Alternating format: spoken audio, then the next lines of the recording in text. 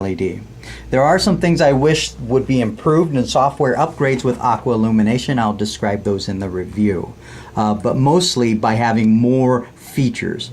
Right now you can do sunrise on and sunrise off. But I would really like to see an option where you can have one frequency during, let's say, 4 hours of the day. So right now I have 100% blue with 35% white. Well, what if you want growth? What if you want more growth out of your tank? Well, in order to get better power out of an LED, you can crank up that white to 100%. So you can run both lights at 100 to 100. It would be a great feature if you can start off with nice color during the day, ramp up for 2 to 3 hours to 100 to 100 power, get good growth, and then ramp back down during other viewing parts of the day or just a part of the cycle. The controller can't do it. You can manually do it, but you can't automatically have that option. And I think that would be a great advantage. And it's really nothing more than a software upgrade, I believe. I don't think anything new has to be built into the unit in order to get more flexibility and more control out of the unit. Okay, so now let's take a look at some of the color changes that we can do. So what I'm going to start off with, I'm not sure if you can see the screenshot of this display. But I'm going to press the button here, or actually turn it. Enter settings. Yes. Set mode, I'm in auto mode. I'm going to switch to manual. Auto mode.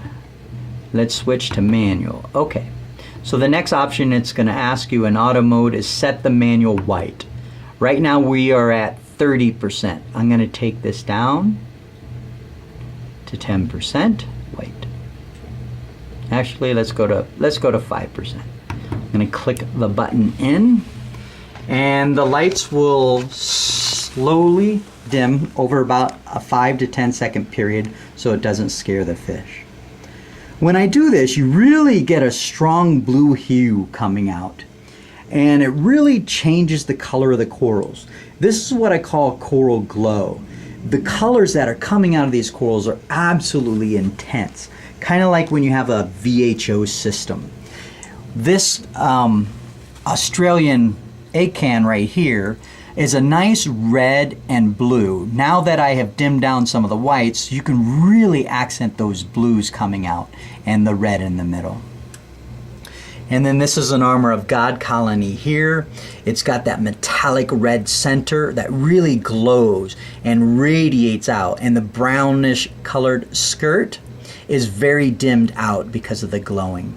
And then you can see a nuclear green Protopalathea and another really cool zoanthid there with purple middle, green and yellow skirt, and a green and yellow ring.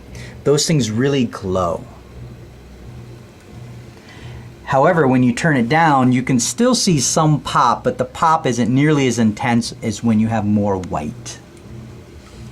And then you can also see this is a Tyree green leather, green polyp leather. It looks really, really good.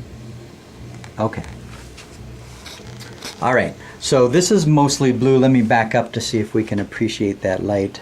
This has a very strong blue color. In fact, on this setting, you can see the wave action is still going, so the night sensor hasn't detected that it's totally night. So even though you're primarily blue light, it's powerful enough that you are still in day mode with the Tunzi 7096. Okay, so now what I'm going to change is let's go all blue. So I'm going to turn this white off. One of the benefits, again, of LED is the fact that if I want to show glow or describe glow, I can do it. If I bring office staff in and I want to say, hey, you want to see something really cool? Check this out. And I can turn all the whites off and really show how corals change. The appearance of the corals change. They look totally different under blue light. And this is 100% blue, and the corals are absolutely beautiful. Very similar to what you would get when you run just VHO actinics. I do want to make a mention that the LEDs in this system, there are 2 white 6500K temperature, I believe, and 1 blue 460 nanometer wavelength.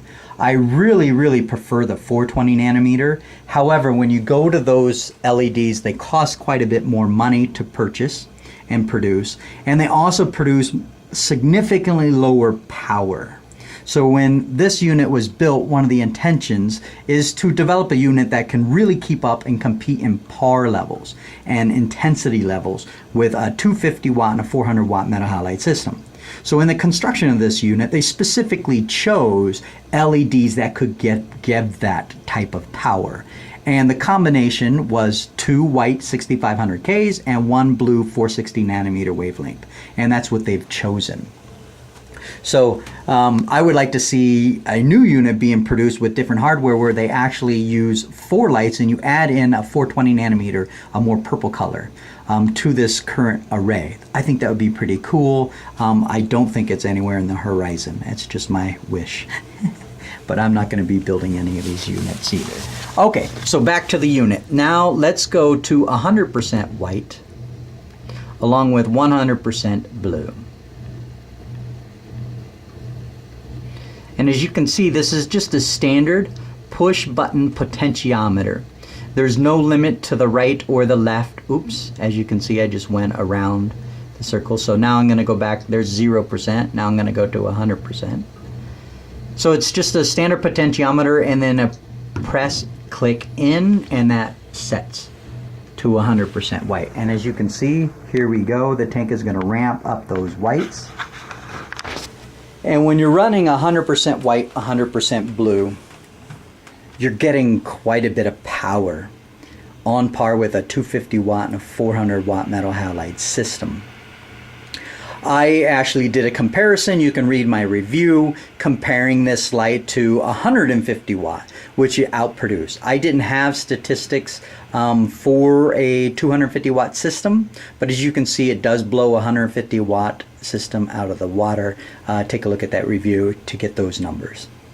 Okay, and now what you see here on this 100-100 mode, you get a primarily yellowish hue to the water. Again, this is good for growth. Not so good for coloration, in my opinion. And when people buy lights, everybody has a different idea of what's important to them. So I want to stress the importance to me is coral coloration. That is the most important factor, more so than growth potential and so forth, is coral coloration. I want to get pop and as much glow out of corals as I can. That takes precedence for me, not growth. So when I view this tank, I will turn those whites down to get the color I want, and I'll sacrifice a bit of growth potential. I'm okay with that. But the beauty of this system is somebody else can say, hey, my most important thing is I want growth. So they ramp the power up, and then when they have somebody come over to look at the tank, they can just turn it down to get the color that they want. No other system on the market offers that except LEDs. That's the lighting type of potential you have with control. T5s can do it, but it's not as smooth, it's not as crisp. You don't get the type of control that you get out of LED. Okay, so primarily yellow, and what you can see here is you lose some of the pop and you definitely lose the glow out of the corals. The colors are kind of muted, they're kind of blended with that yellow hue. They don't radiate. You don't get that pop where it's like HD. It almost looks more like standard definition. You lose that contrast where you can get a distinct color difference between the skirt. Let me show you an example here.